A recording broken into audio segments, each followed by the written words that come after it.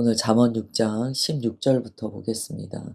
잠언 6장 16절부터 보겠습니다. 19절까지 봉독하시겠습니다. 여호와께서 미워하시는 것, 곧 그의 마음에 싫어하는 것이 예닐곱 가지이니 곧 교만한 눈과 거짓된 혀와 무죄한 자의 피를 흘리는 손과 악한 계교를 꾀하는 마음과 빨리 악으로 달려가는 발과 거짓을 말하는 망령된 증인과 및 형제 사이를 이간하는 자이니라. 아멘.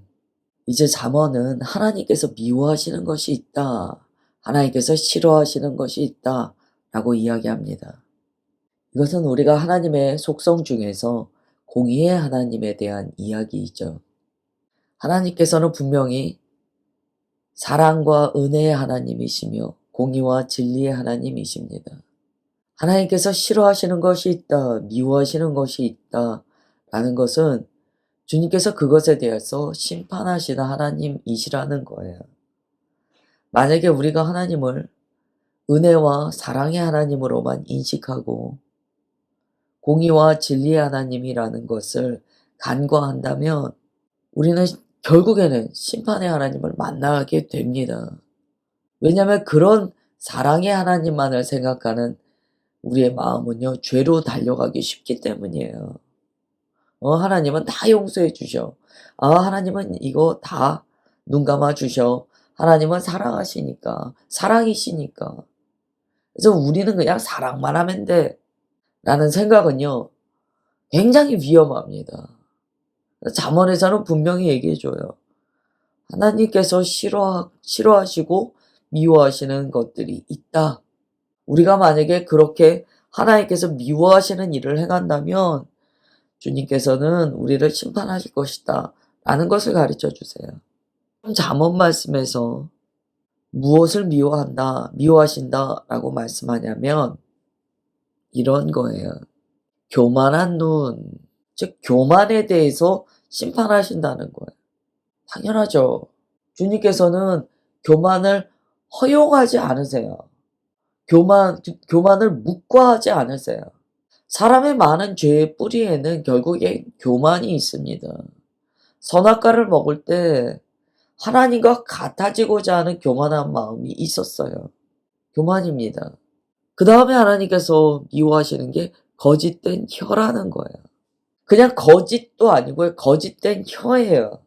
거짓된 혀는 결국 거짓말하는 것이라고도 말할 수 있죠. 하나님께서는 진리의 하나님이시기 때문에 진리를 말하지 않고 거짓을 말하는 것을 심판하시고 미워하십니다.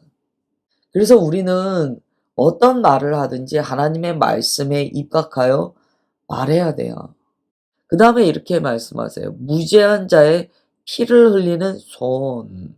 지금 눈과 혀와 손에 대해서 말씀하세요. 사람이 보고 말하고 행하는 것이 얼마나 중요한가에 대해서 가르쳐 주십니다. 무죄한 자의 피를 흘리는 손은요, 극단적으로 이야기하면 살인이죠. 신약에서는 이 살인에 대해서 정의하세요. 마음으로 살인한다는 거예요. 그러니까 지금 우리가 읽은 27절의 한 절의 말씀은요, 사람의 죄성을 그대로 꼬집어 가르쳐 주십니다. 사람의 본성에는요, 교만한 눈이 있어요. 거짓된 혀가 있어요. 무죄한 자의 피를 흘리는 의지적인 손이 있다는 거예요. 그 주님께서 미워하신다는 거예요. 그 다음에 18절에 이렇게 말씀하세요. 악한 계교를 꾀하는 마음, 악한 일을 꾸미는 마음을 얘기하세요. 빨리 악으로 달려가는 발, 죄를 급하게 짓는다는 거예요. 이게 이제 주님께서 미워하시는 일이다, 주님께서 싫어하시는 것이다 라고 이야기합니다. 이게 다 우리 본성에 있는 거예요. 우리의 마음에요, 악한 일을 하려고 하는 계획이 늘 들어차 있다는 거예요. 어떻게 하면, 내가 이렇게 하면 내가 악행을 저지를까? 이 악행은 결국 자기에게 이익되는 거죠. 어떻게 하면 내가 이렇게 해서 이익을 얻을까? 이렇게 하면 내가 악행을 저질러서 내가 내 마음대로 할 수 있겠다. 이런 생각이 우리 마음에 드글드글하다는 거예요. 이렇게 마음이 악으로 드글거릴 때 우리의 발은요, 악으로 빨리 달려갑니다. 즉 악행하기를 적극적으로 하는 자들이 있다는 거예요. 이거는 죄를 굉장히 가볍게 여기는 태도입니다. 뭐 어때? 그럴 수도 있지. 이런 마음이 있다는 거예요. 죄를 가볍게 여기죠. 그리고 이제 19절에 보면 거짓을 말하는 망령된 증인입니다. 아까 분명히 거짓말하는 것에 대해서 말씀하셨어요. 그런데 19절에 보면 거짓 증언을 한다는 거예요. 진실을 왜곡해서 거짓 증언을 한다는 거예요. 왜 거짓 증언합니까? 자기만 죄 짓는 게 아니고 남의 죄도 옳다고 동조해주고 그 죄를 더 확실하게 하고 그 죄를 옳다고 하기 위해서 거짓 증언하는 거예요. 이 거짓말과 거짓 증언이 있다는 것을 우리가 유의하여 봐야 됩니다. 자기 혼자 거짓말하는 게 아니고요. 거짓 증언까지 해요. 이거는 공동체적으로 악행하고자 하는 마음이 들어있는 거예요. 여러분 이렇게 거짓 증언하니까 무슨 일이 발생합니까? 형제 사이를 이간하는 일이 발생하는 거예요. 거짓말을 막 하니까 공동체가 막 사분오열 나고 깨진다는 거예요. 이것을 주님께서 미워하신다, 싫어하신다 라고 가르쳐 주세요. 그래서 지금 하나님께서 미워하신다 라고 말씀하신 67가지에는요. 개인으로 시작해서 공동체로 마치는 확대가 나타납니다. 눈으로 봤는데 말하고 행동하고 마음으로 먹고 다른 사람에게 퍼뜨리는 깊어지는 내용이 나옵니다.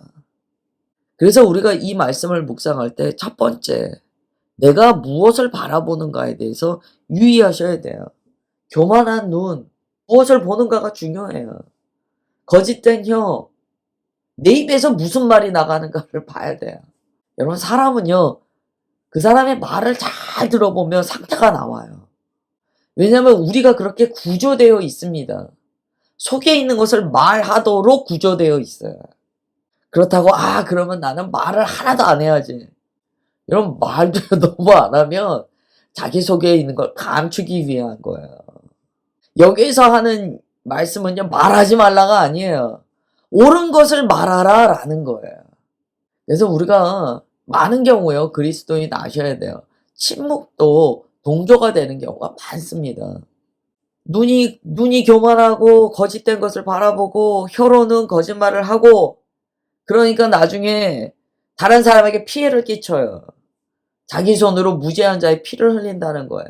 악행한다는 거예요. 이렇게 혼자만 죄 지는가? 아니에요. 이미 자기 개인의 문제가 아니에요. 마음에는 어떻게 악한 일을 도모할 것인가에 대한 마음의 오염이 깊이 있고 그래서 악행을 멈출 수가 없어요. 그러자 거짓된 것을 증언하여 공동체를 더럽히고 공동체를 깨뜨리더라는 거예요. 이게 하나님께서 미워하시는 죄의 모습이다라고 이야기합니다. 이 정도 우리가 묵상하면 하나님께서 미워하시는 것이 어떤 것이구나, 어떤 종류이구나라는 걸 우리가 그냥 알게 됩니다. 이러한 것들을 하나님께서 묵과하지 않으신다는 거예요. 그러면서 이제 훈계와 명령이 나와요. 20절부터 23절입니다. 내 아들아, 내 아비의 명령을 지키며 내 어미의 법을 떠나지 말고 그것을 항상 내 마음에 새기며 내 목에 매라.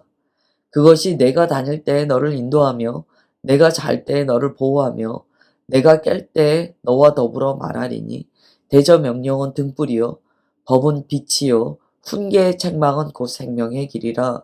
아멘. 여기에서요 이렇게 말씀해요.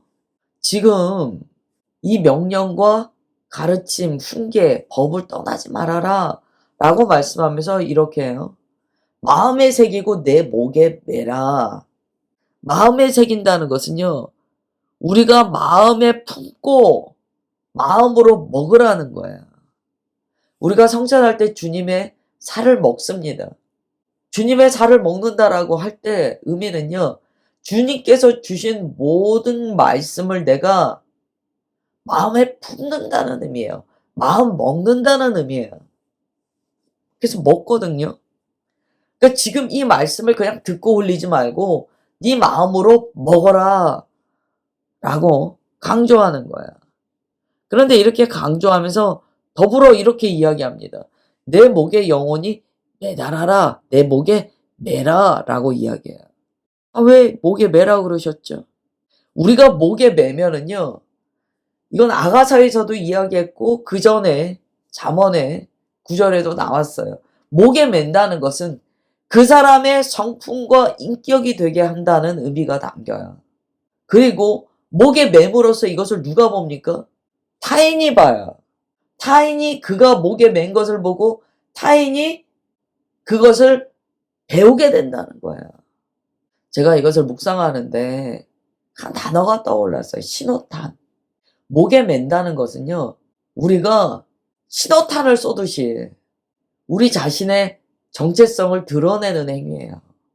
우리가 신호탄을 쏘면 뭘 압니까? 아, 저기에 누군가 있구나 라는 걸 알잖아요. 똑같은 거예요. 우리가 목에 매면 아, 저 사람 안에 주님께서 계시는구나. 아, 저 사람 주님의 사람이구나 라는 것을 안다는 거예요.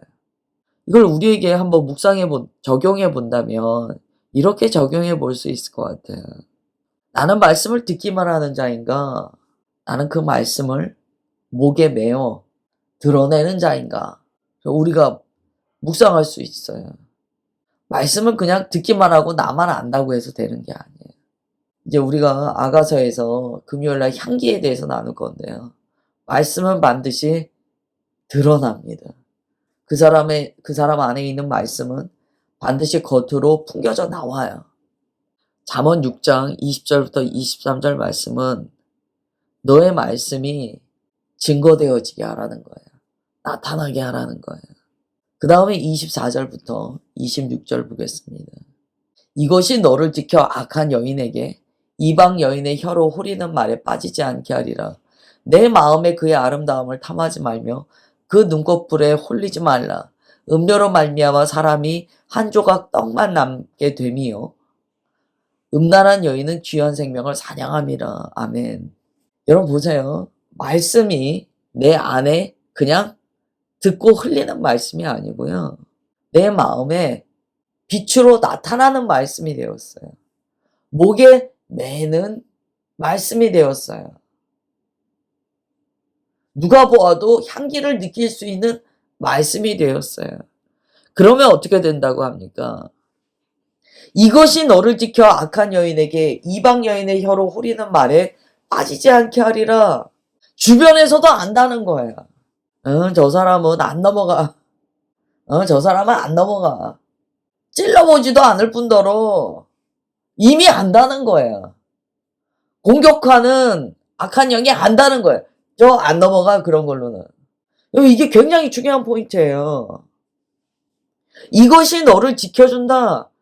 즉 진리를 몸에 배게 해서 진리가 나타나는 삶을 살면 그것이 너를 지켜준다.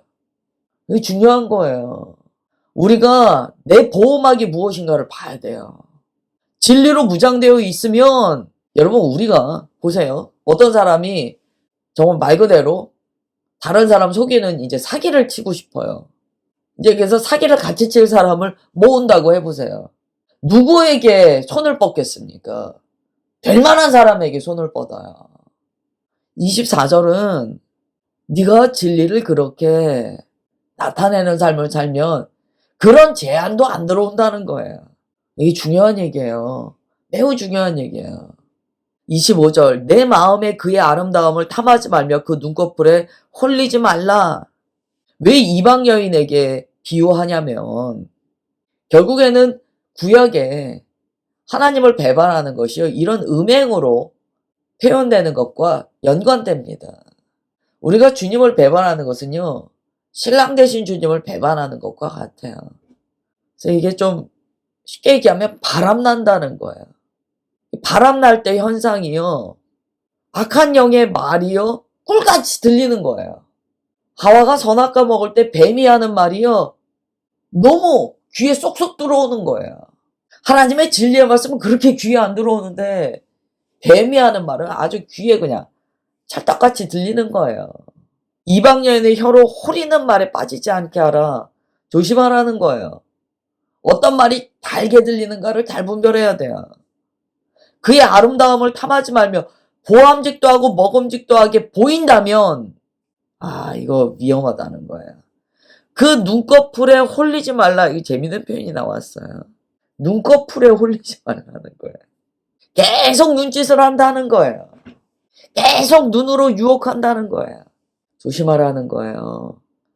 여러분, 누가 우리에게 눈길을 줄 때요, 조심하셔야 돼요. 제가 이걸 묵상하다 한번 생각해 봤어요. 우리가 눈길도 주지 않는다 이런 말 하거든요. 이 악한 여인이, 이방 여인이요, 눈길도 안 주는 사람이 돼야 돼요. 저 사람은 우리가 쳐다본다고 해서 안 넘어가. 이래야 돼요. 그냥 너무 틈이 많고 흘리고 다니면 나중에 사기칠 사람 모집할 때, 같이 악행할 사람 모집할 때 와서 자꾸 눈길 주는 거예요. 같이 하자, 같이 하자. 조심하라는 거예요. 26절에 그렇게 진리에 헌신하지 않고 마음을 지키지 못하면 무슨 일이 생기는지를 얘기합니다. 음료로 말미암아, 이건 이제 쉬운 성경에는 창녀라고 표현했어요. 그러니까 이 음료로 말미암아 사람이요, 한 조각 떡만 남고 다 버리게 된다는 거야. 비참하게 된다는 거야. 그런데 이 음료가요, 한 조각 떡만 남기는 정말 파산하게 만드는 결과만 가져오고 끝인가? 그게 아니라는 거예요. 이렇게 얘기해요. 생명까지 사냥당하게 될 것이다. 네가 음료에게 빠지면, 네가 진리에 벗어나서 악한 영의 꾀임에 넘어가면, 거기에서 벗어나오지 않고 거기에서 허적되고 있으면 너의 생명이 위험하다는 걸 알아야 된다. 여러분, 우리가 물에 들어갈 때요, 뭐 발목까지 오는 물 괜찮다고 봐요. 나올 수 있어 이래요. 근데 물이요, 점점 차올라서 가슴까지 차오르고 목까지 차오르었을 때요, 그 물 헤쳐서 나오기가 쉽습니까? 이런 유혹을 만만하게 여기다가는 나중에 생명까지 빼앗길 수 있다라고 이야기하는 거예요. 왜냐면 이 음녀, 이방 여인이 목적하는 것은 결국 뭡니까? 그 사람의 생명을 사냥하는 거예요. 그래서 우리가 이렇게 말씀을 나눌 때요, 결론을 알게 돼요. 무슨 문제가 발생했든지 우리는 딱 엎드려 주님께 회개해야 돼요. 회개는요, 리셋 버튼이에요. 회개를 통해서 우리가 새로운 기회를 얻게 됩니다. 이게 굉장히 중요한 거예요. 27절부터 31절에 굉장히 재밌는 표현이 나와요. 사람이 불을 품에 품고서야 어찌 그의 옷이 타지 아니하겠느냐. 아무리 저 괜찮아요 괜찮아요 그래도 네가 그렇게 너를 태우는 불을 가슴에 품고 있으면 다 탈 텐데, 이 이야기예요. 왜 불을 품고 있느냐는 거예요. 이 불은 좋지 않은 불을 이야기합니다. 앞에 얘기한 그 음료에 관한 이야기예요. 아니, 그런 죄의 불씨를 마음에 품고 있으면서 내던지지 않아? 그러면 네가 다 탈 텐데. 무슨 이야기입니까? 단호하게 끊어내고 회개해야 되지 않겠어? 왜 불을 마음에다 품고서 자꾸 아니라고만 해? 라는 거예요. 28절, 사람이 숯불을 밟고서야 어찌 그 발이 되지 않겠느냐? 아니, 숯불을 밟고 숯불 위를 걷고 있으면서 왜 안 뜨겁다고 자꾸 거짓말해? 다 돼. 발이 다 되게 될 거야. 악은요, 처음에는 발목까지 차오르는 물 같아도요, 결국에는 빠진다는 거예요. 29절, 남의 아내와 통관하는 자도 이와 같을 것이다. 그를 만지는 자마다 벌을 면하지 못하리라. 이게 눈짓만 하고 마음으로만 악행한 게 아니야. 통관했다는 것은 앞에 얘기한 적극적인 죄악을 이미 저질렀다는 거야. 이거는 반드시 여기에 대한 벌을 받게 된다라고 가르쳐 주세요. 도둑이 줄일 때 배를 채우려고 도둑질하며 사람이 그를 멸시하지는 아니하려니와 들키면 7배를 갚아야 하리니 심지어 자기 집에 있는 것을 다 내주게 되리라. 이 표현 똑같은 표현이에요. 배가 고파서 남의 걸 훔쳤어요. 이해받을 때가 있어요. 그러나 그 행위가 정당한 건 아니라는 거예요.